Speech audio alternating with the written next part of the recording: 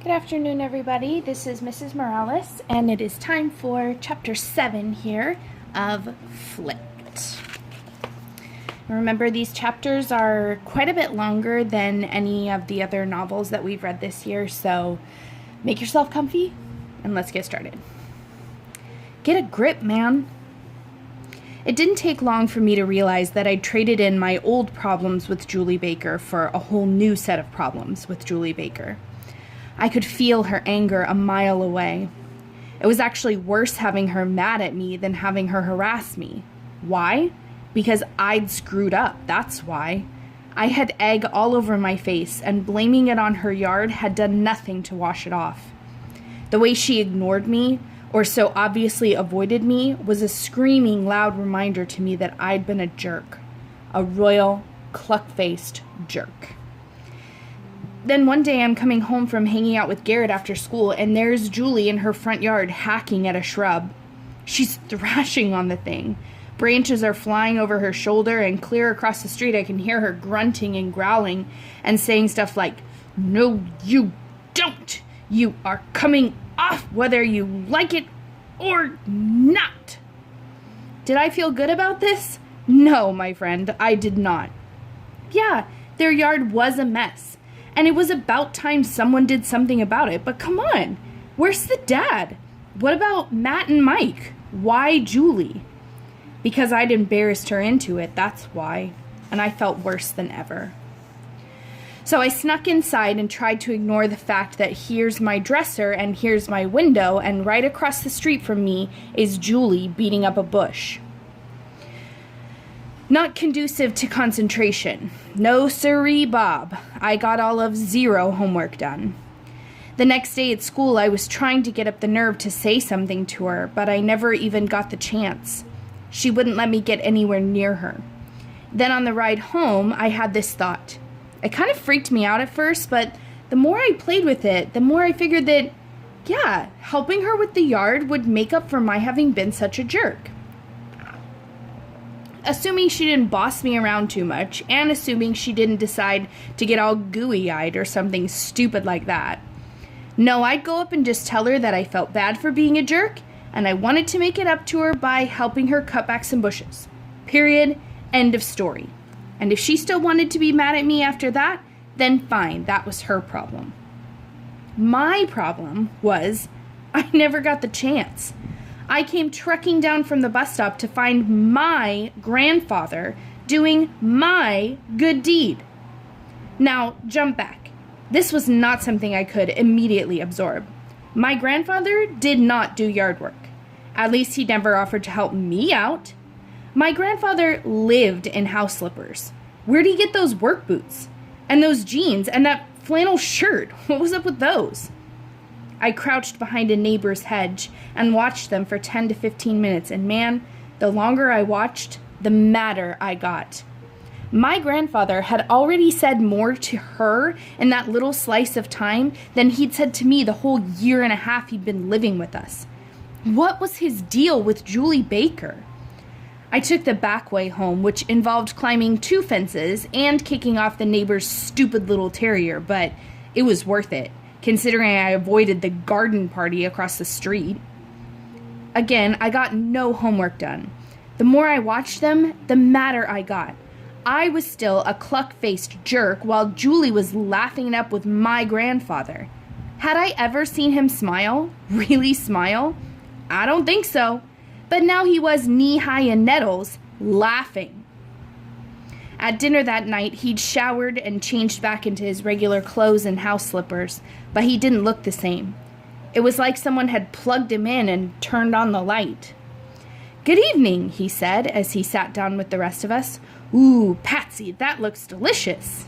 "Well, Dad," she said with a laugh, "your excursion across the street seems to have done a world of good for you." "Yeah," my father says, "Patsy tells me you've been over there all afternoon. If you were in the mood for some home improvement, why didn't you just say so?" My father was just joking around, but I don't think my grandfather took it that way. He helped himself to a cheese-stuffed potato and said, "Pass the salt, won't you, Bryce?" So there was this definite tension between my father and my grandfather, But I think if Dad had dropped the subject right then, the vibe would have vanished. Dad didn't drop it, though. Instead, he said, "So, why's the girl the one who's finally doing something about their place?" My grandfather salted his potato very carefully. Then looked across the table at me. Uh-oh, I thought. Uh-oh. In a flash, I knew those stupid eggs were not behind me. 2 years of sneaking them in the trash. 2 years of avoiding discussion of Julie and her eggs and her chickens and her early morning visits, and for what? Granddad knew. I could see it in his eyes. In a matter of seconds, he'd crack open the truth, and I'd be as good as fried. Enter a miracle. My grandfather petrified me for a minute with his eyes, but then turned to my father and said, "She wants to, is all." A raging river of sweat ran down my temples, and as my father said, "Well, it's about time someone did," my grandfather looked back at me, and I knew he was not going to let me forget this. We'd just had another conversation, only this time, I was definitely not dismissed. After the dishes were cleared, I retreated to my room, but my grandfather came right in, closed the door behind him, and then sat on my bed. He did this all without making a sound. No squeaking, no clanking, no scraping, no breathing. I swear the guy moved through my room like a ghost. And of course, I'm banging my knee and dropping my pencil and deteriorating into a pathetic pool of jello. But I tried my best to sound cool as I said, "Hello, Granddad. Come to check out the digs?" He pinched his lips together and looked at nothing but me. I cracked. "Look, Granddad, I know I messed up. I should have just told her, but I couldn't, and I kept thinking they'd stop. I mean, how long can a chicken lay eggs? Those things hatched in the 5th grade. That was like 3 years ago. Don't they eventually run out? And what was I supposed to do? Tell her Mom was afraid of salmonella poisoning and Dad wanted me to tell her we're allergic? Come on, who's buying that? So I just kept, throwing them out. I didn't know she could have sold them. I thought they were just extras." He was nodding, but very slowly. I sighed and said, "Thank you for not saying anything about it at dinner. I owe you." He pulled my curtain aside and looked across the street. "One's character is set at an early age, son. The choices you make now will affect you for the rest of your life." He was quiet for a minute, then dropped the curtain and said, "I hate to see you swim out so far you can't swim back." "Yes, sir." He frowned and said, "Don't yes, sir me, Bryce." Then he stood and added, "Just think about what I've said. And the next time you're faced with a choice, do the right thing. It hurts everyone less in the long run." And with that, poof, he was gone. The next day I went to shoot some hoops at Garrett's after school, and when his mom dropped me off later that afternoon, my granddad didn't even notice. Ooh. He was too busy being Joe Carpenter in Julie's front yard. I tried to do my homework at the breakfast bar, but my mom came home from work and started being all chatty, and then Lynetta appeared, and the two of them started fighting about whether Lynetta's makeup made her look like a wounded raccoon. Lynetta, I swear she'll never learn. I packed up my stuff and escaped to my room, which of course was a total waste. They've got a saw revving and wailing across the street, and in between cuts I hear the whack, whack, whack, whack, whack, whack of a hammer. I look out the window and there's Julie spitting out nails and slamming them into place. No kidding, she's got nails lined up in her lips like steel cigarettes, and she's swinging that hammer full arc way above her head, driving nails into pickets like they're going into butter. For a split second there, I saw my head as the recipient of her hammer, cracking open like Humpty Dumpty. I shuddered and dropped the curtain, ditched the homework, and headed for the TV. They handymanned all week, and every night Granddad would come in with rosy cheeks and a huge appetite and compliment my mom on what a great cook she was. Then Saturday happened. and the last thing I wanted was to spend the day at home while my granddad churned up dirt and helped plant Julie's yard. Mom tried to get me to do our own yard, but I would have felt ridiculous micro-mowing our grass with Granddad and Julie making real changes right across the street. So I locked myself in my room and called Garrett. He wasn't home, and everyone else I called had stuff they had to do, and hitting up Mom or Dad for a ride to the movies or the mall was hopeless. They'd tell me I was supposed to be doing the yard. What I was stuck. And what I wound up doing was looking out the stupid window at Julie and my grandfather. It was a totally lame thing to do, but that's what I did. I got nailed doing it too, by my grandfather. And he, of course, had to point me out to Julie, which made me feel another 2 inches shorter. I dropped the curtain and blasted out the back door and over the fence. I had to get out of there. I swear I walked 10 miles that day, and I don't know who I was madder at, my grandfather, Julie, or me. What was wrong with me? If I wanted to make it up to Julie, why didn't I just go over there and help? What was stopping me? I wound up at Garrett's house, and man, I'd never been so glad to see anyone in my life. Leave it to Garrett to get your mind off anything important. That dude's the master. We went out back and shot hoops, watched the tube, and talked about hitting the water slides this summer. And when I got home, there was Julie sprinkling the yard. She saw me all right, but she didn't wave or smile or anything. She just looked away. Normally what I'd do in that situation is maybe pretend like I'd seen her or give a quick wave and charge inside. But she'd been mad at me for what seemed like ages. She hadn't said words to me. She hadn't said one word to me since the morning of the eggs. Word 1. That's a typo. She'd completely dissed me in math a couple of days before when I'd smiled at her, trying to tell her I was sorry. She didn't smile back or nod or anything. She just turned away and never looked back. I even waited for her outside the classroom to say something, anything about her fixing up the yard and how bad I felt. But she ditched me out the other door. And after that, anytime I got anywhere near her, she'd find some way to skate around me. So there she was, watering the yard, making me feel like a real jerk, and I'd had enough of it. I went up to her and said, "Looks real good, Julie. Nice job." "Thanks," she said, without smiling. Chet did most of it. Chet? I thought. Chet? What was she doing calling my grandfather by his first name? "Look, Julie," I said, trying to get on with why I was there. "I'm sorry for what I did." She looked at me for a second, then went back to watching the water spray across the dirt. Finally, she said, "I still don't get it, Bryce. Why didn't you just tell me?" I don't know. It was dumb. I should have. And I shouldn't have said anything about the yard either. It was, out of line. I was already feeling better, a lot better. Then Julie says, "Well, maybe it's all for the better," and starts bouncing up and down on the balls of her feet, acting more like her old self. Doesn't it look great? I learned so much from Chet. It's amazing. You are so lucky. I don't even have grandparents anymore. "Oh," I said, not knowing what to say. "I do feel sorry for him, though. He sure misses your grandmother." Then she laughs and shakes her head, saying, "Can you believe it? He says I remind him of her." "What?" "Yeah," she says, laughing.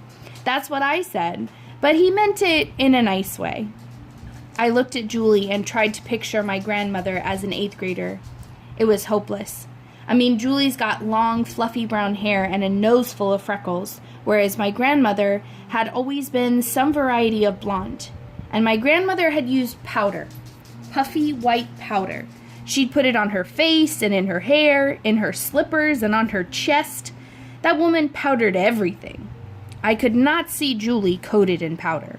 Okay, maybe gunpowder, but the white perfumey stuff? Forget it. I guess I was staring because Julie said, "Look, I didn't say it, he did. I just thought it was nice, that's all." "Yeah, whatever. Well, good luck with the grass. I'm sure it'll come up great." Then I totally surprised myself by saying, "Knowing you, you'll get 'em all to hatch." I didn't say it mean or anything. I really meant it. I laughed, and then she laughed, and that's how I left her, sprinkling her soon-to-be sod, smiling. I hadn't been in such a good mood in weeks. The eggs were finally behind me. I was absolved, relieved, happy. It took me a few minutes at dinner to realize that I was the only one who was. Lynetta had on her usual pout, so that wasn't it. But my father's idea of saying hello was to lay into me about the lawn. "No sweat," I told him. "I'll do it tomorrow." All that got me was a scowl. Then Mom says to Granddad, "You tired tonight, Dad?" I hadn't even noticed him sitting there like a stone. "Yeah," my father tosses down the table at him. "That girl working you too hard?" My grandfather straightens his fork on his napkin and says, "That girl is named Julie, and no, she isn't working me too hard, as you so callously put it." "Callous? Me?" My dad laughs and says, "Developed quite a soft spot for that girl, haven't you?" Even Lynetta let her pout go for a minute. These were fighting words, and everyone knew it. Mom nudged Dad with her foot, but that only made things worse. "No, Patsy, I want to know why your father has the energy and inclination to befriend a complete stranger when he's never done so much as toss a baseball around with his own grandson." Well, yeah, I thought. But then I remembered. I owed my grandfather. Owed him big time. Without thinking, I said, "Take it easy, Dad. Julie just reminds him of Grandma." Everyone clammed up and stared at me. So I looked at my grandfather and said, "Isn't that right, Granddad?" He nodded and rearranged his fork some more. "Of Renee." My father looked at my mother, then at Granddad. "She couldn't possibly." My granddad closed his eyes and said, "It's her spirit that reminds me of Renee." "Her spirit?" my father says, like he's talking to a lying kindergartner. "Yes, her spirit." My grandfather's quiet for a minute, then asks, "Do you know why the Bakers haven't fixed up the yard until now?" "Why? Sure, they're trash, that's why. They've got a beat-up house, 2 beat-up cars, and a beat-up yard." "They're not trash, Rick. They are good, honest, hardworking people who have absolutely no pride in how they present themselves to the rest of the world.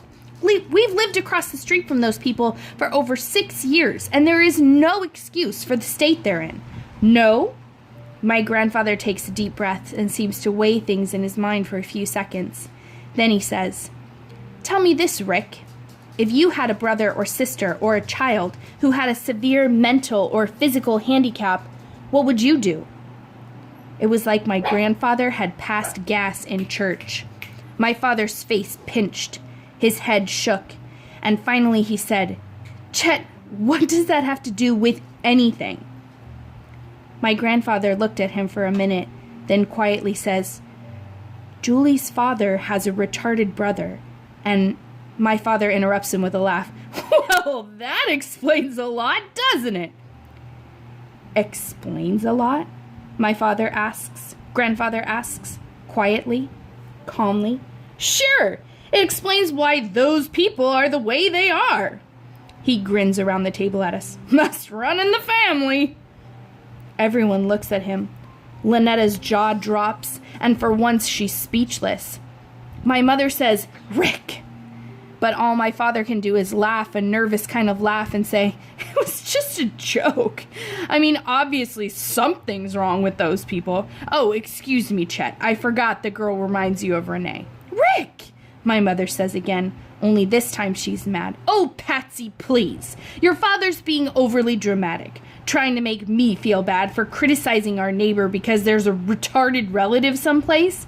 Other people have family troubles and still manage to mow their lawn. They should have a little pride and ownership, for crying out loud." My grandfather's cheeks are seriously flushed, but his voice is rock steady as he says, "They don't own that house, Rick. The landlord is supposed to maintain the premises, but he doesn't. And since Julie's father is responsible for his brother, All their reserves go to his care, and obviously it doesn't come cheap.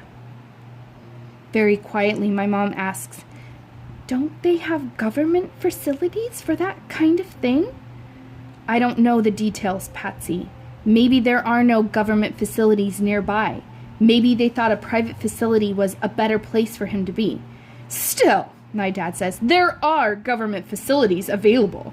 And if they don't want to go that route, that's their choice. It's not our fault that their family has some sort of chromosomal abnormality, and I refuse to feel guilty for wanting." My grandfather slams his hands on the table and half stands as he says, "It has nothing to do with chromosomes, Rick. It was caused by a lack of oxygen at birth." He brings his voice down, but it makes his words seem even more forceful. "Julie's uncle had the umbilical cord wrapped around his neck twice. 1 minute he was a perfect little baby, just like your son, Bryce, and the next he was irreversibly damaged." My mother was suddenly hysterical. In seconds, she was bawling her eyes out, wailing, and my father was all over her trying to calm her down. It was no use. She basically dissolved right there on the spot. Lynetta threw her napkin down and muttered, "This family is a joke," and took off. Then my mother bolted out of the room, sobbing into her hands, and my father raced after her, throwing my grandfather the wickedest look I'd ever seen. That left Granddad and me and a table full of cold food. "Wow," I finally said. "I had no idea." "You still don't," he told me. "What do you mean?" He sat there like granite for a minute, then leaned across the table towards me and said, "Why do you suppose that upset your mother so much?" I don't know." I gave a half-hearted grin and said, "Because she's female?" He smiled, but just barely. "No. She's upset because she knows that she could very well be standing in Mr. Baker's shoes right now." I thought for a moment about it and finally asked, "Did her brother have the cord wrapped around his neck when he was born?" He shook his head. "Well then," he leaned forward even farther and whispered, "You did." "I did?" He nodded. "Twice. But the doctor who delivered you was on the ball. Plus, apparently there was some slack in the cord, so he was able to loop it off of you as you came out. You didn't hang yourself coming into the world, but it could very easily have gone the other way." If I'd been told years or even weeks ago that I'd come down the chute noosed and ready to hang, I'd have made some kind of joke about it, or more likely I'd have said, "Yeah, that's nice. Now can you spare me the discussion?" But after everything that had happened, I was really freaked out. I couldn't escape the questions tidal waving my brain. Where would I be if things had been different? What would they have done with me?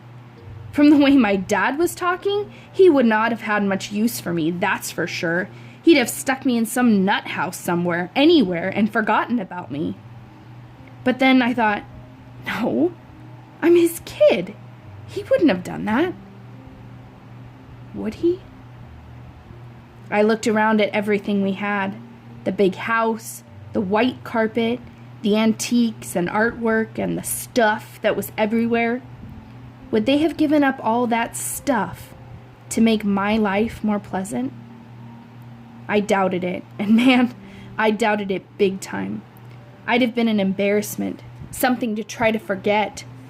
How things looked had always been a biggie to my parents, especially to my dad. Very quietly, my granddad said, "You can't dwell on what might have been, Bryce." Then, like he could read my mind, he added, "And it's not fair to condemn him for something he hasn't done." I nodded and tried to get a grip, but I wasn't doing a very good job of it. Then he said, "By the way, I appreciated your comment before." "What?" I said, but my throat was feeling all pinched and swollen. "About your grandmother. How did you know that?" I shook my head and said, "Julie told me." "Oh, you spoke to her then?" "Yeah, actually, I apologized to her." "Well," and I was feeling a lot better about everything, but now, God, I feel like such a jerk again. Don't. You apologized, and that's what matters. He stood up and said, Say, I'm in the mood for a walk. Want to join me? Go for a walk? What I wanted to do was go to my room, lock the door, and be left alone. I find it really helps to clear the mind, he said. And that's when I realized that this wasn't just a walk. This was an invitation to do something together. I stood up and said, Yeah, let's get out of here. For a guy who'd only basically ever said, pass the salt to me, my granddad turned out to be a real talker. We walked our neighborhood and the next neighborhood and the next neighborhood. Not only did I find out that my granddad knows a lot of stuff, I found out that the guy's funny. In a subtle, kind of dry way. It's the stuff he says, plus the way he says it. It's really, I don't know, cool. As we were winding back into our own territory, we passed by the house that's going up where the sycamore tree used to be. My granddad stopped, looked up into the night and said, It must have been a spectacular view. I looked up too and noticed for the first time that night that you could see the stars. Did you ever see her up there? I asked him. Your mother pointed her out to me one time as we drove by. It scared me to see her up so high, but after I read the article, I understood why she did it. He shook his head. The tree's gone, but she still got the spark it gave her, you know what I mean? Luckily, I didn't have to answer. He just grinned and said, Some get dipped in flat, some in satin, some in gloss. He turned to me. But every once in a while, you find someone who's iridescent. And when you do, nothing will ever compare. As we walked up to our front porch, my grandfather put his arm around my shoulder and said, It was nice walking with you, Bryce. I enjoyed myself very much. Me too, I told him, and we went inside. Right away, we knew we'd stepped into a war zone. And even though no one was yelling or crying, from the look on my parents' face, I could tell there'd been a major meltdown while my granddad and I were out. Granddad whispered to me, I've got another fence to mend, I'm afraid, and headed into the dining room to talk to my parents. I wanted nothing to do with that vibe. I went straight to my room, closed the door, and flopped through the darkness onto my bed. I lay there a while and let the dinner disaster play through my mind. And when I totally burned a fuse thinking about it, I sat up and looked out the window. There was a light on somewhere inside the baker's house, and the street lights were glowing, but the night still seemed really dense, like it was darker than usual, and I don't know, heavy. I leaned closer to the window and looked up into the sky, but I couldn't see the stars anymore. I wondered if Julie had ever been in the sycamore tree at night among the stars. I shook my head. Flat, glossy, iridescent? What was up with that? Julie Baker had always just seemed plain dusty to me. I snapped on my desk lamp and dug the newspaper with the article about Julie out of the drawer where I'd tossed it. Just like I thought, they made it sound like Julie was trying to save Mount Rushmore or something. They called her a strong voice in the urban wilderness, and a radiant beacon shedding light on the need to curtail continued overdevelopment in our once quaint and tranquil community. Pfft, spare me. I mean, what's wrong with letting a guy cut down a tree on his own property so he can build a house? His lot, his tree, his decision. End of story. The piece in the paper was gag me gush. Except for the places where they quoted Julie. Maybe it was just in contrast to the reporter's slant or something, but Julie's parts didn't come off as, woe is me, like I was expecting. They were, I don't know, deep. Sitting in that tree was seriously philosophical to her. And the odd thing is, it all made sense to me. She talked about what it felt like to be up in that tree, how it transcended dimensional space.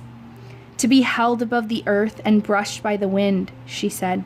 It's like your heart has been kissed by beauty. Who in junior high do you know that would put together a sentence like that? None of my friends, that's for sure. There was other stuff too, like how something can be so much more than the parts it took to make it, and why people need things around them that lift them above their lives and make them feel the miracle of living. I wound up reading and rereading her parts, wondering when in the world she started thinking like that. I mean, no kidding, Julie Baker's smart, but this was something way beyond straight A's. A month ago, if I'd read this article, I would have chucked it in the trash as complete garbage. But for some reason, it made sense to me now. A lot of sense. A month ago, I also wouldn't have paid any attention to the picture of Julie, but now I found myself staring at it. Not the one of the whole scene. That was more emergency rescue equipment than Julie. The other one, on the bottom half of the page. Someone must have used a killer telephoto lens, because you can tell that she's up in the tree, but it's mostly from the shoulders up. She's looking off into the distance, and the wind is blowing her hair back like she's at the helm of a ship or something, sailing into the sun.